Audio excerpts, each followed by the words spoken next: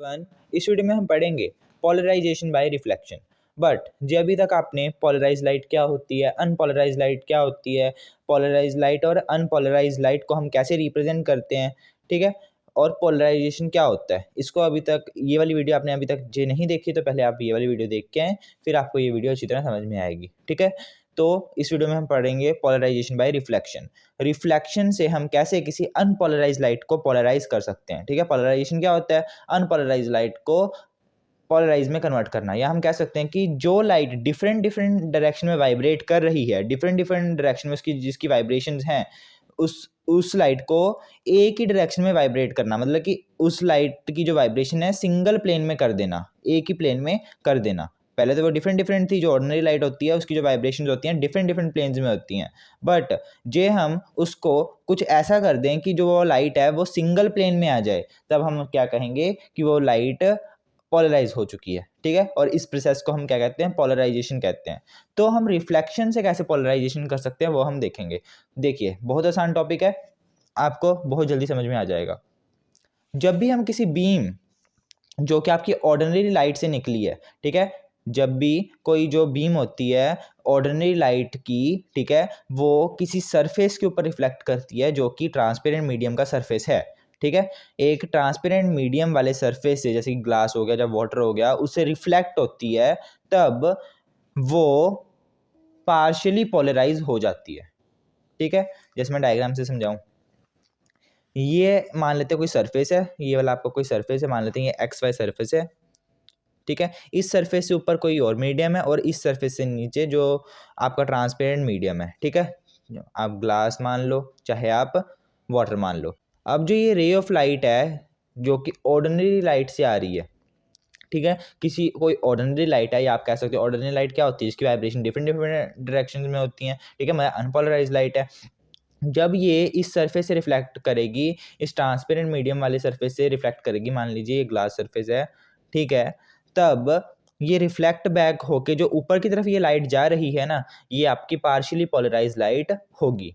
ठीक है, जो ये लाइट ऊपर की तरफ जा रही है ये आपकी क्या होगी, पार्शियली पोलराइज्ड लाइट। ठीक है, इसका कुछ पार्ट आपका पोलराइज्ड होगा, कुछ अनपोलराइज्ड होगा, ये अभी पूरी तरह पोलराइज नहीं हुई है। ठीक है, तो ऐसी आपकी पोलराइजेशन हो जाती है रिफ्लेक्शन से। अभी पूरी तो नहीं हुई बट ठीक है, वो मैं बताऊंगा कब होगी पूरी, पर अभी के लिए आपको ये पता चल गया कि जब भी कोई पोलराइज लाइट अनपोलराइज लाइट किसी ट्रांसपेरेंट मीडियम से रिफ्लेक्ट होती है, तब वो पार्शियली पोलराइज हो जाती है। ठीक है, और आपको ये भी पता है कि जो कुछ पार्ट तो ऐसे रिफ्लेक्ट हो रहा होता है और कुछ पार्ट अंदर की तरफ ट्रांसमिट भी होता है। ठीक है, जो ये ट्रांसमिट पार्ट होता है ना, ये भी पार्शियली पोलराइज्ड होता है, ये भी क्या होता है, पार्शियली पोलराइज्ड होता है। ठीक है, मतलब कि ये भी अनपोलराइज, ये आप सिंपल भाषा में कहो इसको आप अनपोलराइज लाइट ही कह दो। ठीक है, ये क्या है, अनपोलराइज्ड लाइट है।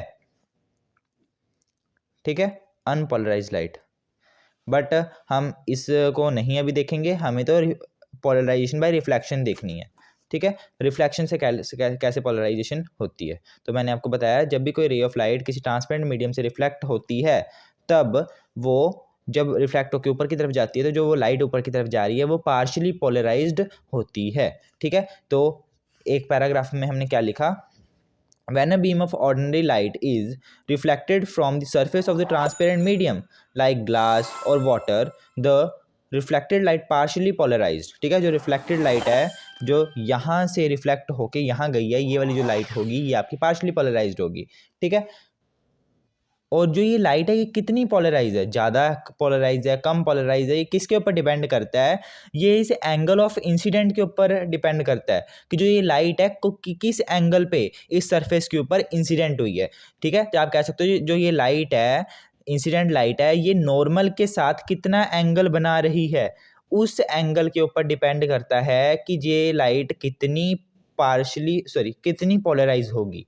ठीक है, कितनी पोलराइज होगी, किसके ऊपर डिपेंड करता है, इसके ऊपर।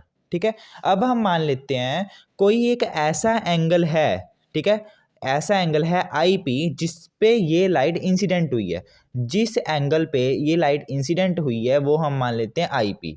ठीक है, जिसको हम कहते हैं पोलराइजिंग एंगल। पोलराइजिंग एंगल, या आप कह सकते हो एंगल ऑफ पोलराइजेशन।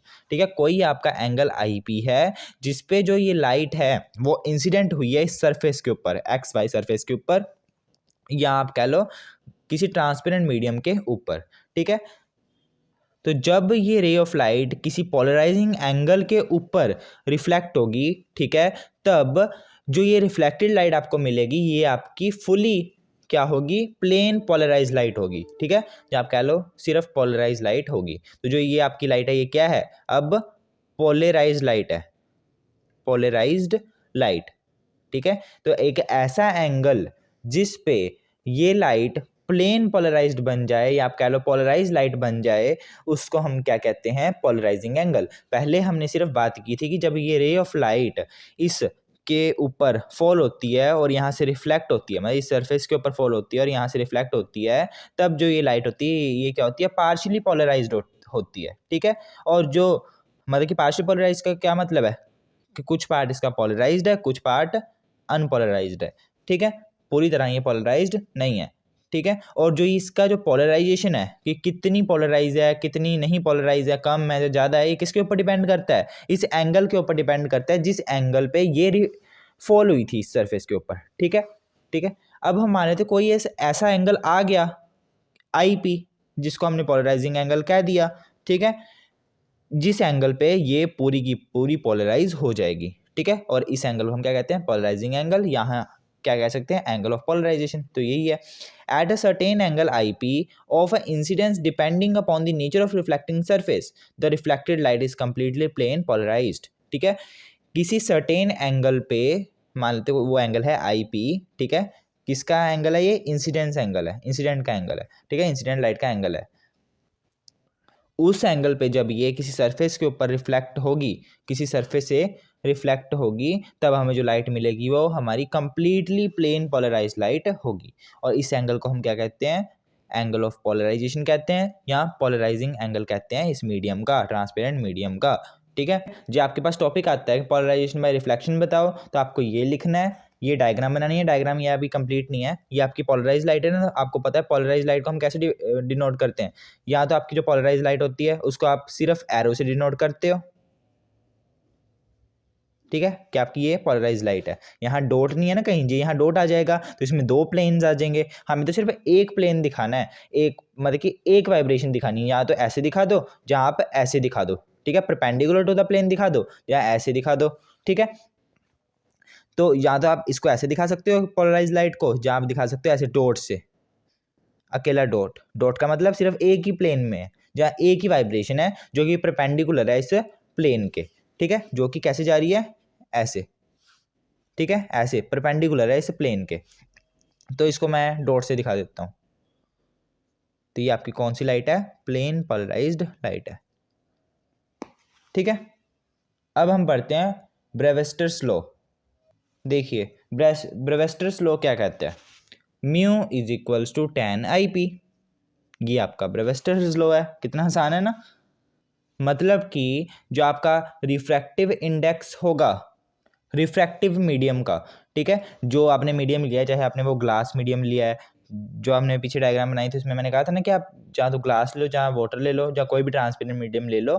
ठीक है, तो जो भी हमने मीडियम लिया है, ठीक है, उसका जो रिफ्रैक्टिव इंडेक्स होगा वो tan आई पी के इक्वल होगा, मतलब tan of angle of polarisation, या tan ऑफ पोलराइजिंग एंगल। ये आपका पोलराइजिंग एंगल है ना, जिस एंगल पे आपकी जो लाइट है वो क्या हो जाए, पूरी पोलराइज्ड हो जाए।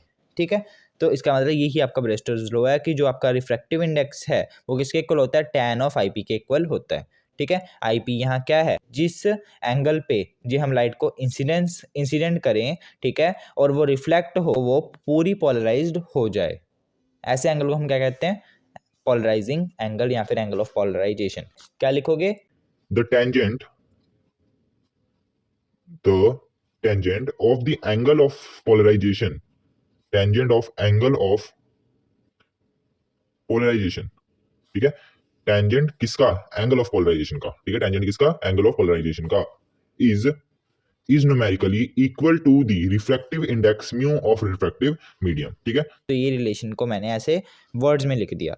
दिस रिलेशन, कौन सा रिलेशन, इक्वेशन नंबर 1 ये वाली, इज कॉल्ड ब्रेविस्टर्स लॉ। जो ये इक्वेशन होती है इसको हम क्या कहते हैं, ब्रेविस्टर्स लॉ कहते हैं। एंड पोलराइजिंग एंगल IP, जो आपका ये पोलराइजिंग एंगल है जिसपे जो अनपोलराइज्ड लाइट है वो पूरी तरह प्लेन पोलराइज्ड हो चुकी है, उस एंगल को हम क्या कहते हैं, ब्रेविस्टर्स एंगल कहते हैं। ठीक है, अब देखिए जी आप डायग्राम की तरफ देखो, जी आप इस लाइट को देखो, ये लाइट इसका कुछ पार्ट ऐसे रिफ्लेक्ट भी हो रहा है, ठीक है, कुछ पार्ट अंदर की तरफ ट्रांसमिट भी हो रहा है। ठीक है, जिस एंगल पे ये रिफ्लेक्ट होती है उस एंगल को हम क्या कहते हैं, एंगल ऑफ इंसिडेंस। ठीक है, और ये एंगल क्या होता है, एंगल ऑफ रिफ्लेक्शन, जो कि एंगल ऑफ इंसिडेंस के इक्वल ही होता है। आप लॉ ऑफ रिफ्लेक्शन पढ़ोगे, लॉ ऑफ रिफ्लेक्शन में आपने पढ़ा है कि जो एंगल ऑफ इंसिडेंस होता है वो एंगल ऑफ रिफ्लेक्शन के इक्वल होता है, तो ये भी IP होगा। ठीक है, और जो ये वाला एंगल होता है ये आपका एंगल क्या होता है, एंगल ऑफ रिफ्रैक्शन।